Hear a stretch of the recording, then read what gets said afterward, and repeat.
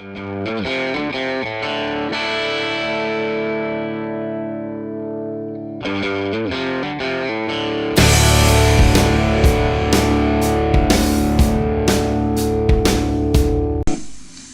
of sunlight hit the solar panel, also known as photovoltaic cells, and are absorbed by semiconducting materials such as silicon.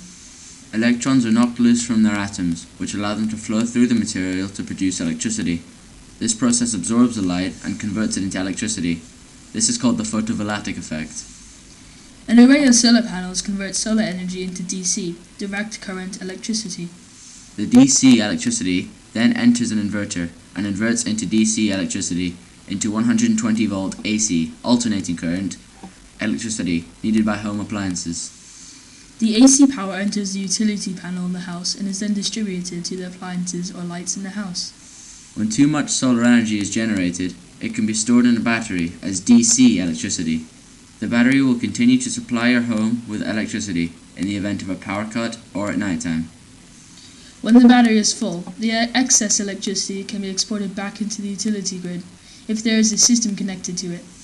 It is also an endless supply of electricity, as the sun is a renewable source. Pros! And cons. Pros! No carbon dioxide emulsions are released. It's better for the environment. Quiet. We can harness electricity in remote locations. Even on satellites. It's cheaper than high voltage wires, but still good. Can still produce electricity when there's not much sunlight. And it's renewable.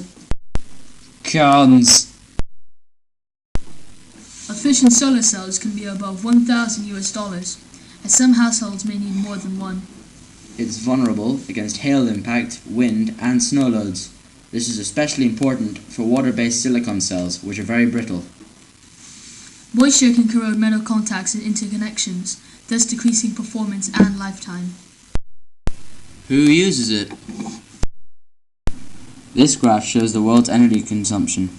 As you can see, solar energy takes up 0.5% of the world's energy consumption, with oil leading at 37% and coal at 25%. This was a chart recorded in 2006. It shows the world's usage of solar energy. Japan takes up about 1/3 of the graph, with Germany and China making up the second third.